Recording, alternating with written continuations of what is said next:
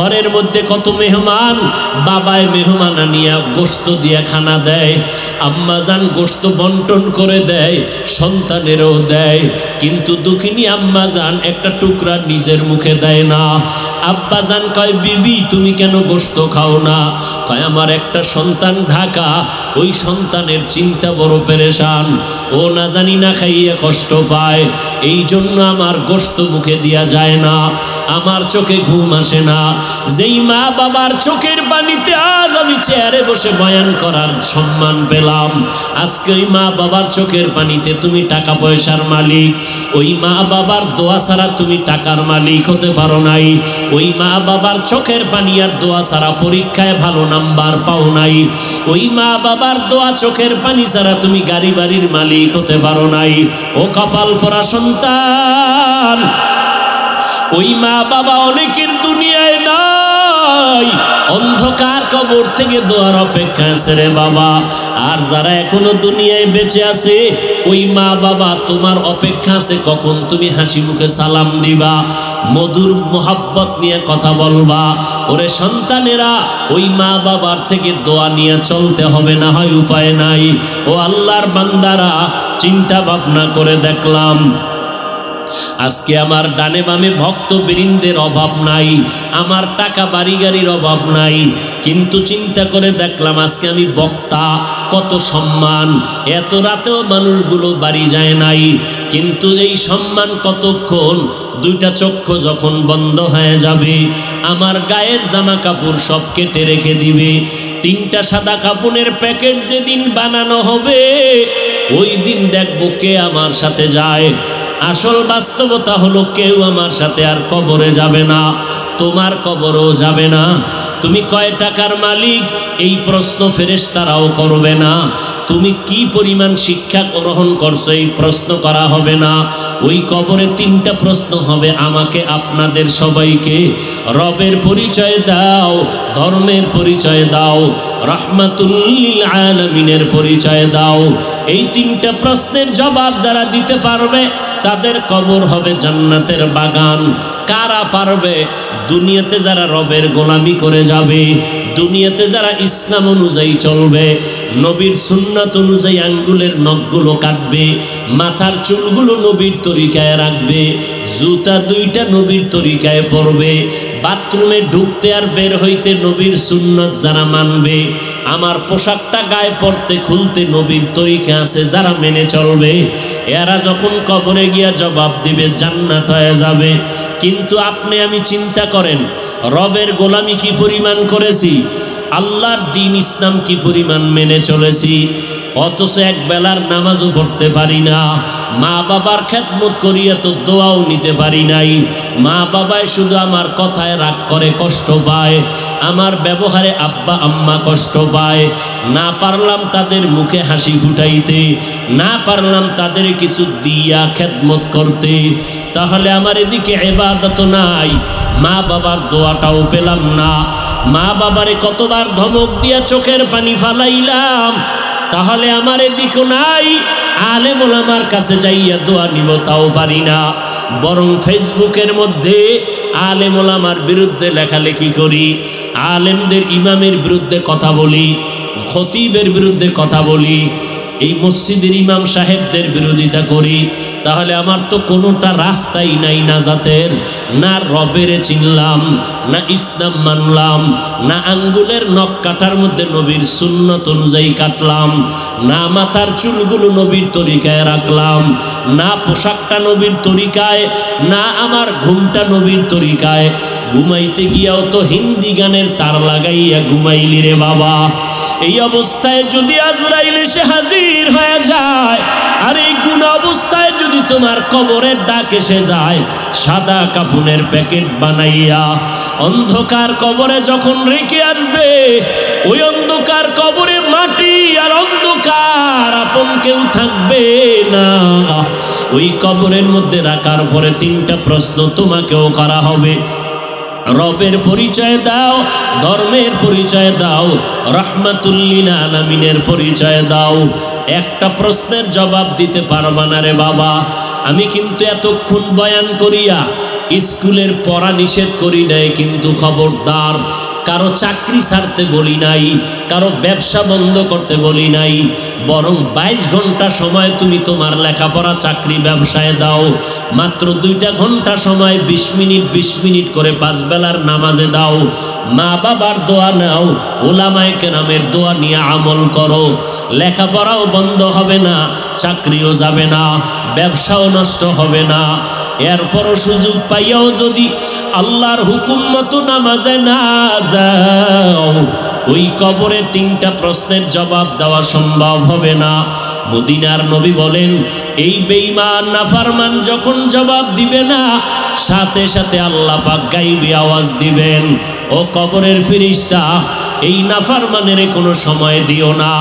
দুনিয়াতে বহু সময় পাইয়া শুকর আদায় করে নাই, আমার নেয়ামত খাইয়া শুকর আদায় করে নাই, এখনই কবরে জাহান্নামের বিছানা দিয়া দাও, কবরের মধ্যে জাহান্নামের সাথে রাস্তা বানাও।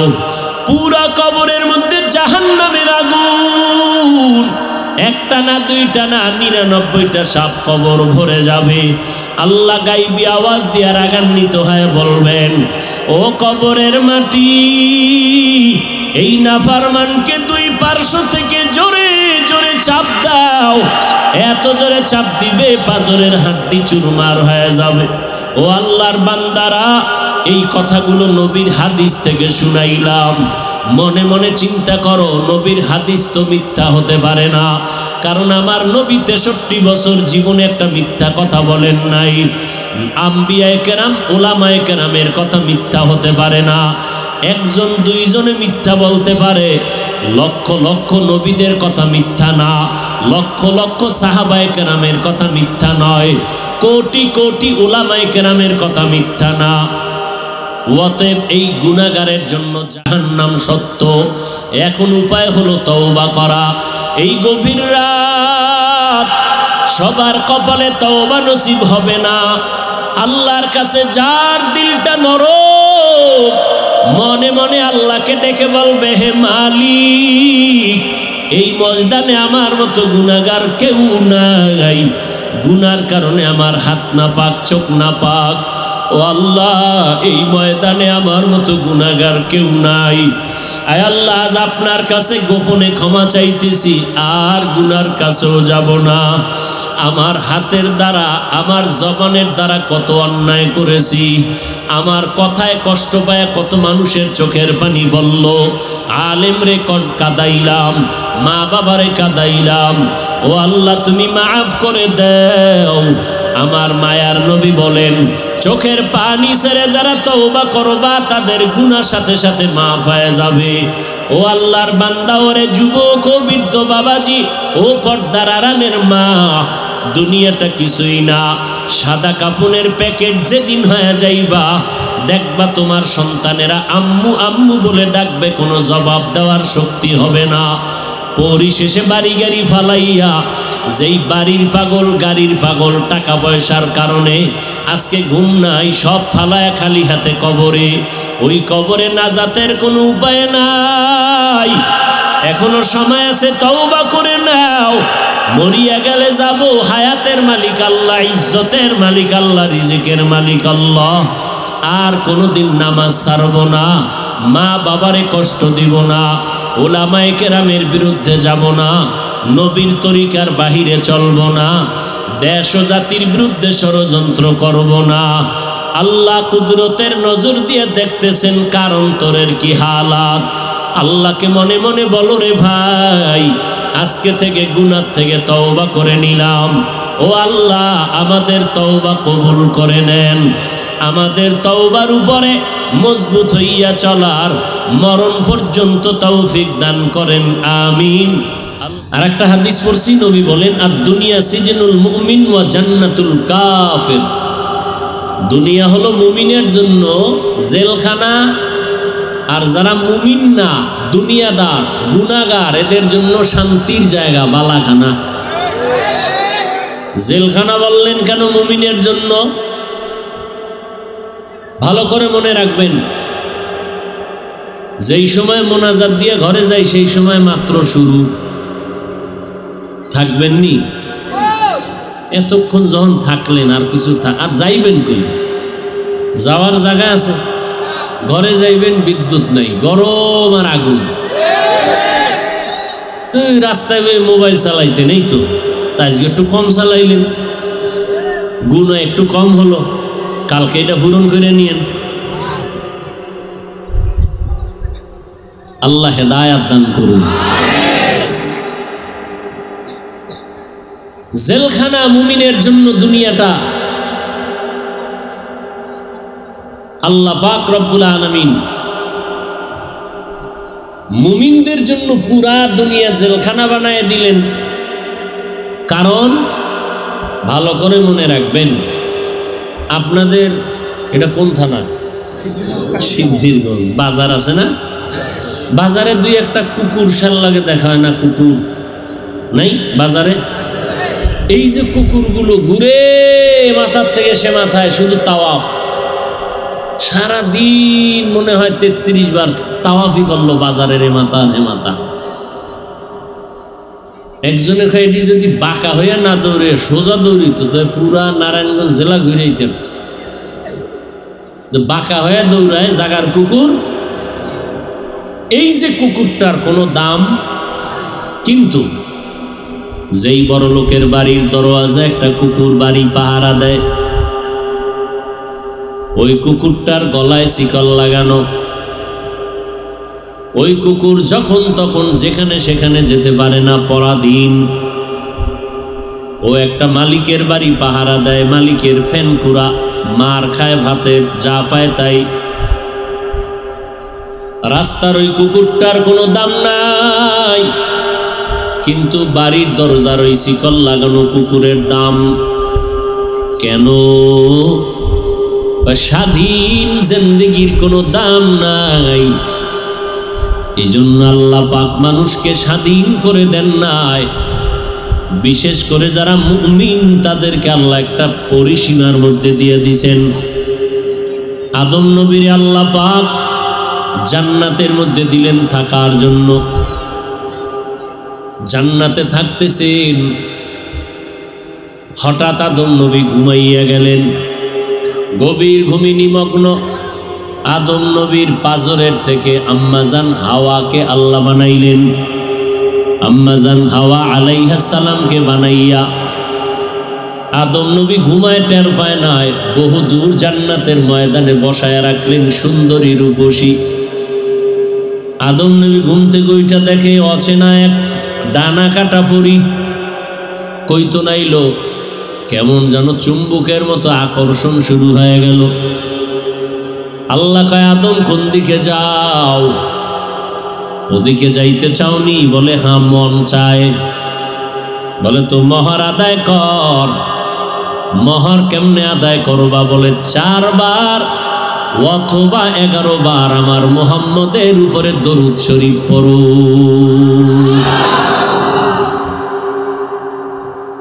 আমার নবীর উপরে আদম দরুদ পড়লেন, মোহর আদায় হয়ে গেল। এবার দুইজনে থাকো, তবে সাবধান।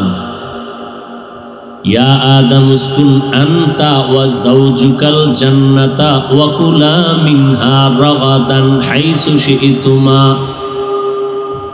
জান্নাতের বিশাল ময়দানে বিচরণ করো, মনে যা চায় দুজনে খাও। খানার বেলায় কোনো বাধা নাই, জনমের মতো খাও, স্বাধীনতা দিয়ে দিলাম। ওয়াকুলা মিনহা রাগাদান হাইসু শিইতুমা। থাকার বেলায় দুইজন স্বাধীন না, স্বামীর অধীনে সব স্ত্রীকে আল্লাহ পরাধীন করে দিলেন। খানার বেলায় স্বাধীন, স্ত্রীর রুচি মতো খাও, স্বামী তোমার রুচি মতো খানা খাও। থাকার বেলায় মহিলা তোমার স্বাধীনতা নাই, স্বামীর ঘরে যাইয়া স্বামী যেইভাবে রাখবে ওইভাবে থাকো। কারণ তুমি বড় লোকের মাইয়া, গরিবের ঘরে যদি যাও, ওই বড় লোকের ভাবটা দেখাইলে গরিব তোমারে রাখতে পারবে না। কিন্তু জাতের মেয়েদের একটা অভ্যাস হলো, গুণ হলো, মরুক আর বেঁচে থাক জীবনে বিয়া তাদের একটা। অজাতের মাইয়া না, যেটি জাতের। আর অজাতের কোনো হিসাব। জাতের মেয়ের বিয়া একটা, চাই বড় লোকের মেয়ে হোক, এমপির মেয়ে হোক, ও বলে আমার জীবনে বিয়া একটা। তার মানে এটা না এক স্বামী নিয়ে নিলাম, ও গরিব হলো আলহামদুলিল্লাহ, ধনী হলো আলহামদুলিল্লাহ। এখন কোনো বড় লোক মাইয়া গরিবের সাথে যদি লাইন কইরা চইলা গিয়ে কয় আমার বাবা টাইলস মোজাইক করা বিল্ডিংয়ে ঘুমায়, এই ফকিন্নি তুই আমারে বিল্ডিং করে দে, ওই স্বামী জীবনে বিল্ডিং করে দিতে পারবে না। এই জন্য ইসলাম দ্বন্দ্ব মিটাইছে, কখনো দ্বন্দ্ব লাগায় নাই। ইসলামের আইন হলো এই নারীরা স্বামী যেই ঘরে রাখবে ওই ঘরে থাকো। থাকার বেলায় স্বামীকে স্বাধীনতা দেওয়া হলো, স্বামী যেইভাবে রাখবে ওইভাবে থাকো। যদি দুইজনের আলাদা স্বাধীনতা দেয় তাহলে জীবনে সংসার হবে না, স্বামী স্ত্রীর মধ্যে মিল মোহাব্বত থাকবে না। আগুন জ্বলতে জ্বলতে দুনিয়ার জিন্দেগিটা বরবাদ হয়ে যাবে। কিন্তু খানার বেলায় আল্লাহ নারীদেরও স্বাধীনতা দিলেন, পুরুষেরও স্বাধীনতা দিলেন। এখানে বলে নাই স্বামী যা খাইবে মহিলার তা খেতে হবে, কারণ এখানে রুচির ব্যাপার। স্বামী যা খেতে চায় স্ত্রী তা খেতে চায় না। এই জন্য আল্লাহ রুচি অনুযায়ী দুজনের স্বাধীনতা দিয়ে দিলেন। থাকার বেলায় স্ত্রী মহিলার পরাধীন হয়ে থাকবে, কিন্তু খানার বেলায় দুজনের স্বাধীনতা। তবে স্বাধীনতারও একটা সীমাবদ্ধতা আছে। আল্লাহ বলেন ওয়ালা তাকরাবা হাযিহিশ শাজারা ফাতাকুনা মিনাজ জালিমিন। এই আদম, খানার স্বাধীনতা দিলাম, তার মানে স্ত্রীও মনে যা চাবে রুচি মতো খাবে, স্বামী যার মনে যা চাবে রুচি মতো খাবে। তবে সাবধান, নির্দিষ্ট গাছ দেখাইয়া বলে খবরদার, ওই গাছের কিনারায় ফল খাবা দূরের কথা, কাছেও যাবা না। মুফাসসিরিনে কেরাম বলেন আল্লাহ ওই গাছের নিকটে যাইতে নিষেধ কেন করলেন? ওই গাছটা কি গাছের মধ্যে কাটা ছিল? কয় না। ওই গাছের ফল খাইতে নিষেধ করলেন কেন? ওই গাছের ফল কি তিতা ছিল? কয় না। ফলের মধ্যে কি বিষ? কয় না। ভালো গাছ, ভালো ফল। নিষেধ কেন করলেন? আল্লাহ কিয়ামত পর্যন্ত একটা বিধান চালু করে দিলেন। তোদের বাবা মায়ের যে বিধানটা দিলাম, ওই মা বাবার সন্তান আদমের সন্তানেরা তোমাদের জন্য একই বিধান। যেখানে যাও যা মনে চায় খাও, তবে নিষিদ্ধ খানার কাছেও যাবা না। মনে চাইছে জিহ্বা বের করে খাইলা, খবরদার। পেটের মধ্যে পানির তৃষ্ণা আছে, গাছের থেকে ডাব পেরে খাও, কিন্তু খাইতে গিয়া পানি মনে করে মদের বোতল নিবি না রে বেঈমান। পানি মনে করিয়া খবরদার আঙ্গুরের জুস নিবি না রে, যেটাকে মদ বানায়। এই রকম কোনো মেডিসিন তুমি নিও না, এই রকম কোনো পানীয় জিনিস তুমি নিবা না, যেই পানীয় জিনিসের দ্বারা তোমার শরীরের ক্ষতি। সমস্ত ডাক্তারেরা বলে পেপসি খাই, কোকোকোলা খাই, আর যা কিছু খাই, প্রত্যেকটা মানুষের দেহের জন্য ক্ষতি। অ্যালকোহল লাগানো উপকার নাই। ও নবীর উম্মত, সাময়িকভাবে একটু মজা লাগতে পারে, পেটটা একটু ঠান্ডা করবে, কিন্তু এর ক্রিয়া বড় খারাপ। আল্লাহ কয় মন চাইছে ভাত খাবা খাও, মন চাইছে গোশত খাবা খাও, কিন্তু কুকুরের গোশত খাইও না। খবরদার, সীমাবদ্ধতা দিয়ে দিলাম। আমি আল্লাহ যা খাইতে বলেছি তা খাইও, যা নিষেধ করেছি তার থেকে ফিরে থাকো। স্বাধীন জীবন ভালো না, স্বাধীন খানা ভালো না। জঙ্গলে বহু প্রাণী আছে, একটারও দাম নাই। ওই প্রাণীটার দাম এক। বহু পাখি আছে, উড়ায় পাকা আকাশে উড়ে, একটা পাখিরও দাম নাই। যেই পাখিটা খাঁচায় আটকানো মালিকের কাছে, ওই পাখিটার দাম।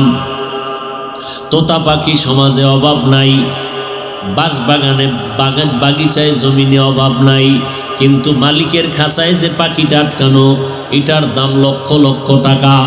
এরে নবীর উম্মতের দল, আল্লাহর জমিনে বহু বান্দা আছে, অভাব নাই। মানুষের অভাব নাই, নারী পুরুষের অভাব নাই। আল্লাহর কাছে ওই মানুষের দাম মোটেও নাই যেই মানুষটা সারা বাড়ির মতো চলে, কিন্তু যেই মানুষটা আল্লাহর ইমানের খাঁচার মধ্যে আটকানো। যে বলে আমি মুমিন, আল্লাহ কয় এই মানুষটার দাম। বলে কেমন দাম? ও বান্দা, ওয়াজের প্যান্ডেলে বসছো, বসার সাথে সাথে সব গুনাহগুলো মাফ করে দিয়েছি। ইমানের খাঁচার মধ্যে যেই মানুষগুলো আটকানো, যাদের গলার মধ্যে কালেমার রশি লাগানো, যেই বান্দা হাঁটতে চলতে চিন্তা করে রিজিকের মালিক আমার আল্লাহ, হায়াতের মালিক আমার আল্লাহ, ইজ্জতের মালিক আমার আল্লাহ, ও দয়ার মালিক আমার আপন কেউ নাই, আমার মা বাবা ভাই বোনেরা কেউ আমার আপন না, আপন আমার আল্লাহ, আমার আসল আমার মায়ার নবী মুহাম্মদ, ওই নবী আমার আসল, আর আমার আল্লাহ হলেন আমার আসল। মায়ের গর্ভে আমার আব্বায় খানা দেয় নাই, মায়ের গর্ভে আমার আম্মা জান খানা দেয় নাই।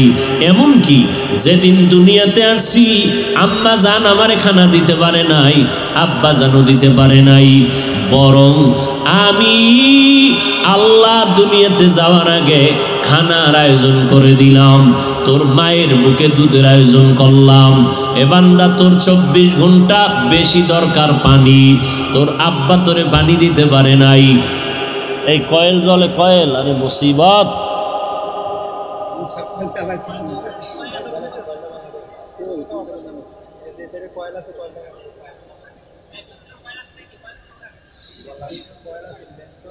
পাঁচ মিনিটের আওয়াজ বন্ধ করে দেবে। কয়েল এত এত খারাপ, ধোঁয়া, স্প্রে, এগুলো বড় খারাপ। সাউন্ডটাও বেশি মজার পাইলাম না, তারপরও কি করার, আপনারা কষ্ট করছেন এই জন্য আমি একটু কষ্ট করি। কত প্রতিদিন ডেলি 2-3টা করে প্রোগ্রাম, কত এই মাথা ঘুরাইতেছে, কত চিল্লানো যায়। আমরা তো আর সল্লাল্লাহ টান দিয়ে 1.5 কাপ চাও খাওয়ার টাইম নেই, আর ওই অভ্যাসও নেই। তারপরও সাউন্ডটা ভালো হইলে একটু মজা লাগতো, একটু কষ্ট হইতেছে। কারণ আমগো শরীরের মূল যেমন রুহ, আমগো ওয়াজের মূল রুহের নাম মাইক। ভালো মেশিন টেশিন সব ভালো, সাউন্ডটা মিক্সার মিলাইতে পারে না কেন আল্লাহ জানেন। যাই হোক, বিশাল এক সাইনবোর্ড লাগায় রাখছে, কি এটা ভালো। যাও, সব সময় সব জায়গায় আমগো বয়ানও যেমন ভালো হয় না, মাইকও লাগো সাউন্ড সব জায়গায় ভালো হয় না। আল্লাহ আমারও মাফ করেন, এগোও মাফ করেন। কি কথা বলতেছিলাম বলবেন না? পানি পানি, হ্যাঁ, পানির বেশি দরকার। আল্লাহ বলেন, রে গোলাম দেখ, নিজের টাকা দিয়ে জমিন কিনলি সিদ্ধিরগঞ্জ থানায়, নিজের টাকা দিয়ে রেজিস্ট্রি করলি, আবার নামজারি করাইলি, দুনিয়ার কোনো আব্বা টাকা দেয় নাই। নিজের টাকায় রড সিমেন্ট বালু কিনিয়া নিজের জমিন রেজিস্ট্রি করা জায়গায় বাড়ি কইরাও শান্তি নাই। পানির লাইন নিবি, সরকারের পানির বিল দাও। কয়েলটা এখনো বন্ধ করছে না? এইটার তলে দেশে, এইটার তলে দেশে নি, দেখেন তো।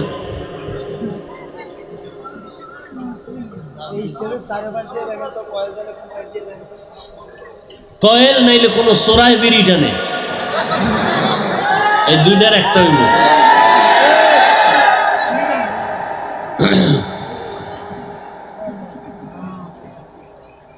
ভাইরা আমার, নিজের টাকায় জমিন কিনলাম, নিজের জমিনে রেজিস্ট্রি করা জমিনের মধ্যে সব খাজনা টাজনা ক্লিয়ার, বাড়ি করতে গেলাম, এবার ওয়াশার লাইন নেওয়া লাগবে, নাইলে উপায় নাই। পানির লাইন নিলাম, মাসে মাসে পানির বিল দেওয়া লাগে। আল্লাহ কয়, দেখ, সারা দুনিয়ার মানুষের জন্য পানি দরকার, আমি কেমন দয়ার মালিক, জগতের সব মানুষের জন্য পানি আমি ফ্রি করে দিলাম, 1 টাকাও কোনো বিলের আয়োজন করি নাই। যদি বলতাম মাসে মাসে 5টা টাকা করে বিল দাও, জমিনের কোনো মানুষ পানি পান করিয়া বাঁচার উপায় ছিল না। দোকানে গিয়া যদি বলো, দোকানওয়ালা ভাই এক গ্লাস পানি দাও, কলিজা শুকায় যায়। কয় 5 টাকা দাও, একটু দেই। 10 টাকা দাও, এক বোতল। আলাদা পানি নাই, যা পাবা ওটার ভিতরে ভেজাল, পানির ভিতরে ঝামেলা ময়লা, এর ভিতরে আর্সেনিক দেওয়া। তুমি এই পানি পান করিও না, বোতল কিনে নাও। তাহলে পানি সরকার কিনে মানুষের থেকে টাকা নেয়, আল্লাহ বলে পানি ফ্রি করে দিলাম। ও বান্দা, তোমাদের জন্য 24 ঘন্টা দরকার বাতাস। যেই বাতাসটা না থাকলে ঘরের ফ্যান চলবে না, এসির বাতাস হবে না। সরকার ওই বাতাস নিয়ে হসপিটালওয়ালারা পাইপ লাগাইয়া অক্সিজেন দেয়, বিল নেয়। আমি আল্লাহ বাতাসটা জগতের জন্য মানুষের ফ্রি করে দিলাম। সূর্যের আলোটা মানুষ দরিয়া বিদ্যুৎ বানায়, বিল নেয়। বিল না দিলে তার কেটে দেয়। আমি আল্লাহ যে সূর্য আর চাঁদ দিয়ে আলো দিলাম, 1 টাকাও মাসে মাসে বিল নিলাম না। ও বান্দা, যা প্রয়োজন সব আমি তোমারে দিয়ে দিলাম। কারণ কি জানো নি? তুমি আমার ইমানের বাউন্ডারিতে আসো, তোমার মর্যাদা। বলবা বেঈমানের কেন দিছে? বেঈমানের দেওয়ার কারণ হলো ওদের যা দেওয়ার দুনিয়ায় দিব, পরকালে ওরা কিছুই পাবে না, বিনা হিসাবে জাহান্নামে চলে যাবে। আর মুমিনদের দুনিয়ায় দিব সর্বনাশ, আসলটা দিব হাসরের ময়দানে বিনা হিসাবে জান্নাত। আতিনা ফি দারে দুনিয়া না হাসান, আতিনা ফি দারে উকবা না হাসান, ইয়া গিয়াসাল মুস্তাগীসিন ইহদিনা লফতিখারা বিল উলুমে ওয়াল গিনা। হর গরিদে নেক তু তৈয়ার হে, जो न मांगे उससे तू बेजार है। আল্লাহ তাআলা বলেন, ও দুনিয়ার মানুষ, আমি তোমাদেরকে কর্মসূচি দিলাম। দুনিয়াটা তোমাদের জন্য জেলখানা। কারণটা কি জানো? জেলখানায় সবাই ঢুকতে চায় না, আবার একবার ঢুকলে মন মতো বের হতে পারে না। দুনিয়ার মানুষ ইমানের বাউন্ডারির জেলখানায় যারা ঢুকছো, মন চাইলে বিড়ি টানা যাবে না, মন চাইলে এখন গালি দেওয়া যাবে না, মন চাইলে চুরি ডাকাতি করা যাবে না। কারণ ইসলামের বাউন্ডারির মধ্যে চুরি করার অনুমোদন নাই, বিড়ি টানার অনুমোদন নাই। ইসলামের খাঁচার ভিতরে কারো হক নষ্ট করার অনুমোদন নাই, কাউকে গালি দেওয়ার অনুমোদন নাই। আরে মানুষ কেন, ইসলামের বাউন্ডারির মধ্যে আল্লাহ তাআলার কত সুন্দর আইন। এর কোরবানির সময় যখন গরু জবাই করো, একটা গরুর সামনে ছুরি দেখাইও না, নিষেধ, গরু কষ্ট পাবে। এক গরুর সামনে আর একটা গরুরে জবাই করবা না, গরু কষ্ট পাবে। গরুটারে রশি দিয়া বাইদা জমিনের মধ্যে শোয়াইয়া 1 সেকেন্ড দেরি করবা না। কিন্তু আমাদের সমাজের মানুষেরা কোরবানির সময় গরুটারে হাতে পায়ে বান্ধিয়া মাটির মধ্যে শোয়াইয়া এরপরে বিশাল চিঠি পড়ে, অমুকের মাইয়া, অমুকের ভোলা, এই রকম 7 নাম 13 বাড়ির নাম নিয়া গোষ্ঠী শুদ্ধা নাম পড়ে। অমুক একজনের নাম আব্দুর রহমান, নাম পড়ল, বাবার নাম, মায়ের নাম, ওয়ার্ড, এরপরে থানা, এরপরে জেলা। কিও এত নাম কেন? আমার এই নামে তো অমুক জেলায় আরও থাকতে পারে, যদি এই জেলার নাম না কও তাহলে আমার দোয়া তো আর এক জেলায় চলে যাইব। এই জন্য আমার গোষ্ঠী শুদ্ধ সব নাম ক। 7 জনার নাম কইতে কইতে গরুটা আদা মরা হয়ে গেছে। ও আল্লাহর বান্দারা, এগুলো শুধু মূর্খতা আর কিছুই না। তুমি কোরবানি দিতেছো আমার আল্লাহর জন্য, কার নামে দাও কেউ জানার দরকার নাই, আমার আল্লাহ জানলেই তো যথেষ্ট। আল্লাহর জন্যই যদি দিয়া থাকো, ইমাম সাহেবের ডাইকে আবার গরুডারে কষ্ট দিয়ে কেন চিঠি পড়াও? এর একমাত্র কারণ এই মানুষটা বড় মূর্খ। জুমার দিন ইমাম সাহেবের নিয়ত করছে, হুজুর আব্বার লাগে একটু দোয়া করেন, পকেটে 1000 টাকার হাদিয়াটা রাখছে। ইমাম সাহেব দোয়া করতে গিয়ে আরো 6 জনের নাম কয়ে লাইছে মোনাজাত। মোনাজাতের ভিতরেই মেজাজ গরম, হাদিয়াটা দিয়া হবে না যে ইমাম সাহেব আমার বাবার জন্য দোয়া করতে গিয়া 1000 টাকা দিব হাদিয়া নিয়ত করছি, হেদি আরো 6 জনের নাম কইল। এবার পকেটে খুঁজে টুইজা 200 টাকা দিস যে দোয়া ভাগ হয়ে গেছে। আগে হুজুরে আমার আব্বার নামটা একক কইলে পুরো দোয়াটা আমি একা পাইতাম, এবার 6 বাবার নাম কইছে তো দোয়া কি হয়ে গেছে, ভাগ হয়ে গেছে, হাদিয়াও কমে গেছে। এরকম কিছু জাহেল, কিছু ধর্মান্ধ মূর্খ আমাদের সমাজে আছে না নাই? अल्लाह हिदायत दान करे। हकीकत से तो दुनिया बेखबर है, दुनिया की नुमाइश पर नजर है। नमी गुयाम के अज दुनिया जुदा बाश, बहर कारे के बाशी बा खुदाबाश। আর মসজিদের ভিতরে তো এখন নামাজের জায়গা রেজিস্ট্রি করা থাকে, ঠিক না? এইটা সভাপতি, এইটা এমপি, এইটা সেক্রেটারি, এইটা হইল সদস্য সচিব। এখানে যদি সভাপতি না আইয়ে ও জায়গাটা খালি থাকবে, এই অবস্থায় নামাজ। যদি এখানে একজন হান দে তো এর চাকরি যাওয়ার আগে ইমামেরটা নাই। বেদবি এই যে কর্মকাণ্ডগুলো আল্লাহর ঘরে, এগুলো সব হারাম। এগুলো কি সব হারাম। এরপরে আবার এখন তো চেয়ারম্যান, বিশাল দামি দামি চেয়ার লয়ে বয়া চেয়ারম্যান হইয়া, ইউনিয়নে চেয়ারম্যান একজন, জুমার দিন মসজিদে চেয়ারম্যান 13 জন। চেয়ার লয়ে বয়ে বয়া ইমামের বয়ান নাই, হে ঘুমায়া ঘুমায়া আরশে আজিম ঘুরতেছে। আরে ঘুম, এমন ঘুম দিছে যে আমাদের বরিশালের পারাবত সাপ কি টানা যে টানতে আছে, লঞ্চের আওয়াজ, ইমামের বয়ান উলাইয়া যাইতেছে। যখন একামত, চেয়ারম্যান 13 জন খাড়ায় আল্লাহু আকবার। কিও দাদা অজু? কয় না। অজু কি? কয় ঘুমাইলেন? কয় না, কি ঘুমাইছি, মোরা খাবায় না ছিলাম। এরকম চেয়ারম্যান আছে না নাই?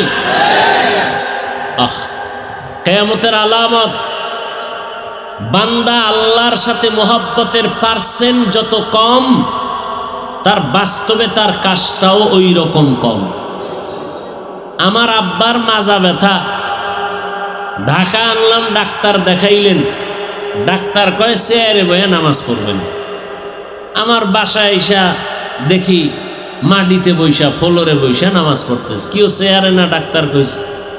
তো বাবা চোখের পানি ছেড়ে বলে, মাওলারে একটা সেজদা দিমু, এই যদি মাটিতে কপাল না লাগাইতে পারি। একই কান্দে দিছে। আহ, আর আমনে গো মসজিদের খতিবরা যদি কয় চেয়ার বাদ, তুই বাদ, কি ঠিক নি? আহা, আচ্ছা আমনের মাজায় সমস্যা, হাঁটুতে সমস্যা, একটু উঁচা জায়গায় বইয়ে পড়বেন, এই তো। তো একটা টুল নিলিত হয়, হাতাওয়ালা দামি চেয়ার, আবার স্প্রিং লাগাই লইছে নিচে দিয়া, ঘুরে। এই সমস্ত চালা